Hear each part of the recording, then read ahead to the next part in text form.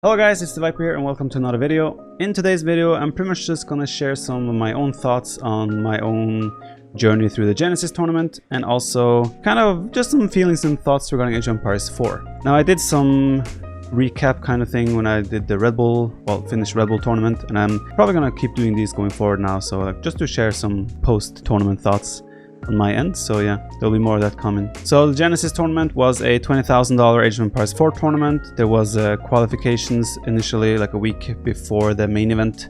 The main event consisted out of 8 players.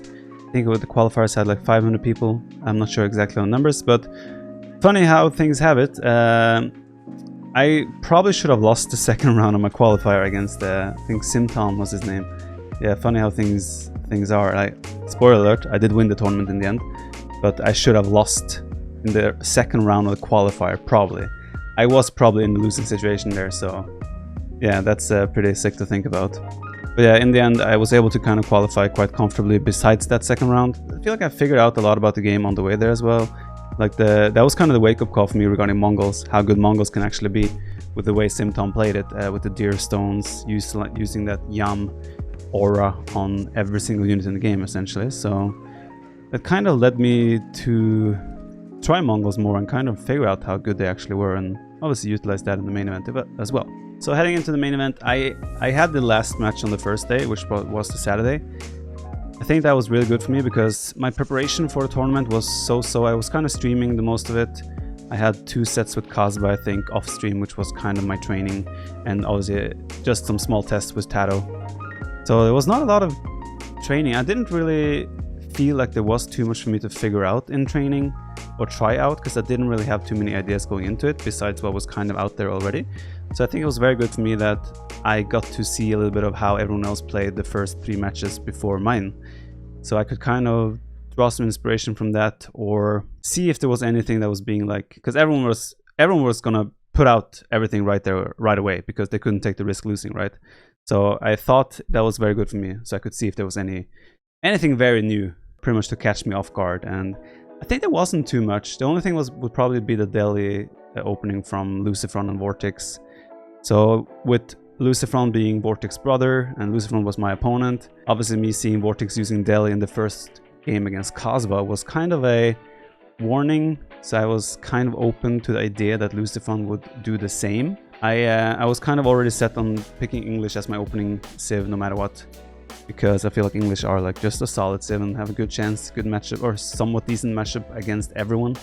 That was kind of my plan, and it worked out. So we had English against Delhi and Lipany. I did win that one with some longbow pressure. Yeah, kind of just, the game played out exactly how I wanted to play out, so I was very happy with that. I wasn't sure how or what to think entering the game against Lucifron, but because he's obviously an RTS legend and coming from both Warcraft and Starcraft, and I think Heroes of the Storm as well. But yeah, we had a French war on Boulder Bay. I lost water there. I kind of forgot 2 ships on the edge of the map in a situation where I actually had better water army.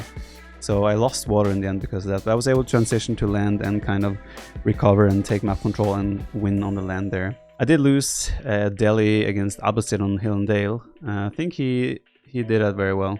I did overchop my woodlines, so we got in, but yeah, in the end it worked out for him. And then in the end I won with Mongols against French on Dry Arabia. I think again, just everyone thought French was the most OP civ going into this event. I think Mongols is the most OP going out of it, and I think that showed during the tournament as well. I met Recon in the semifinal. I was able to win 3-1 there as well. Felt like Recon was a little bit more of a passive, I'm not sure how to say it. He was very passive in his approach. That's not the right way to say it either, because he was aggressive in the first game. But that was probably a reaction to my second TC with Mongols. But I feel like I could just play straightforward, and I was able to outplay him in the end. So I feel like he didn't throw any completely new wacky strategies in there. So it was a fairly comfortable series for me in the end. Recon is a great player, but I probably just edged him out slightly with the decision making and the strategies there. So yeah. Mista beat Vortex in the other match. By the way, Mista against Marine Lord went 3-2 in the quarterfinals. That was probably a match that could have also been the final. I think Marine Lord is for sure top 3, maybe even the best player in Age of Empires 4 right now. So Mista obviously beating him was a very good showing. Mista also beat Vortex 3-1, which was very impressive as well. A lot of people had Vortex and Lucifron as kind of the maybe favorites even going into this event, because they trained a lot before the beta. They obviously can train together all the time and behind closed doors as well, as they're not that prominent on the streaming scene yet. I think they're streaming more now though. Yeah, it's cool to see some gameplay from them as well. But yeah, Mista beat Vortex 3-1, so I ended up facing Mista in the final. Now, the issue for me this weekend with the whole Genesis tournament was I started getting sick on Saturday. So Saturday, before my games against Lucifron, I was pretty much laying down with painkillers, and I took a painkiller and tea and just spent the 2-3 hours before the matches just trying to feel better. I felt fine against Lucifron, so I was able to play pretty well, I think. But the final day was horrible for me. I woke up, I felt like crap, pardon my French. I just took a painkiller, drank a cup of tea, and played my games against Recon. I was able to play fairly okay, I think, and I didn't get too affected by the way I was feeling. And then before the finals as well, like after a Recon match, I just, again, another painkiller, lay down, drink some tea, and just like black out for the next couple hours until Mista and Vortex were done. And now Mista obviously got a smaller break than me heading into the final. There's a chance he was also more exhausted in the end with that. But for my sake, I think if I had the second semifinal and won, I would have been dead in the final. I was laying, like I said, I was pretty much knocked out for the whole Sunday besides playing my games. The first 2 games against Mista, I felt just like complete autopilot. There was no energy there. But fortunately, I think the painkiller and everything started kicking in after like the second match, so I was able to still put in a good show. But I was very worried about my performance going into it. I was even kind of thinking about asking them to postpone the final, but I think that would have been horrible for the first big S-tier AoE4 tournament to just be like postponed like that. So in the end, I think I was able to play well in the end, so I'm happy with that. And yeah, Mista obviously a great player, and I'm excited for whatever tournaments are coming up. I'm sure we'll see a lot of the same players from the top 8 here in future tournaments as well. Now obviously it is it is pretty cool to like win the first Age of Empires 4 tournament. It felt as well like it was good for Age of Empires 2 players that I performed well in the end, because I feel like people might take us a little bit more serious like this. A lot of like RTS genres are like Age of Empires 2 is a slow game, it's not too much micro, you don't have to be so speedy. Like I feel like we haven't received the amount of respect we might have deserved over the years. Now this is from the general sense. I think a lot of people are showing it the respect it deserves, and like I feel like it was good. Like if all the AoE2 players would have failed in this tournament, I think we would have been taking this serious. So I think it was a good thing for Age of Empires 2. But yeah, again, it was obviously super nice to win the tournament, and I'm very happy with taking the first S-tier AoE4 tournament. And yeah, I can't wait for whatever comes next in Age of Empires 4 as well. From there, we can move on to talk about actual Age of Empires 4. There's still a lot of bugs, a lot of the balance is a little bit off. There's the UI isn't great. There's a lot of issues with Age of Empires 4. Now don't get me wrong. However, Age of Empires 4 is still really fun to play. There's been a lot of comments around like, oh, Viper's only playing 4 for the viewers, only for the money, this and that. Dude, he's being paid by Microsoft to say nice things about it. What? This is such selective hearing, because I've been criticizing the game so much, and the game can have a million flaws, but it can still be fun to play. That's kind of what it is right now. It has a lot of issues, like I said, but it's still a lot of fun to play.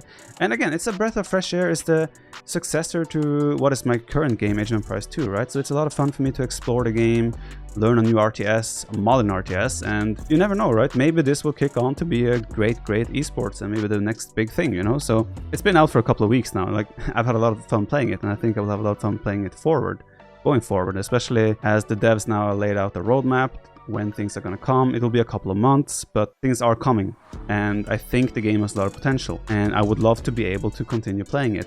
Does that mean I'm going to put AoE2 in the bin and leave that behind? Of course not. It just means that I'm gonna probably try and balance my time between the games, and there will probably be times where I have to prioritize this or that depending on what events and tournaments are going on. Of course, that is completely up to the tournament schedule, you can say, depending on what tournaments are coming up for AoE4, tournaments coming up for AoE2. I will have to juggle my time and prioritize accordingly.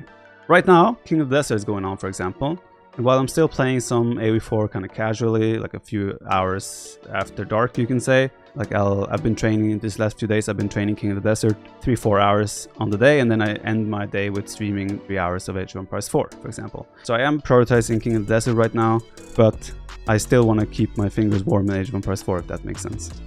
Now, King of the Desert is done in a couple of weeks, depending on how long I will be in the tournament. Obviously, my aim is to do well and maybe even win the whole thing. So I will be prioritizing King of the Desert for as long as I'm in it. But once King of the Desert is done, I'll probably switch back and play borderline exclusively Age of Empires 4 until the next thing is announced, because I cannot deny that I am enjoying playing Age of Empires 4 more than Age of Empires 2 right now.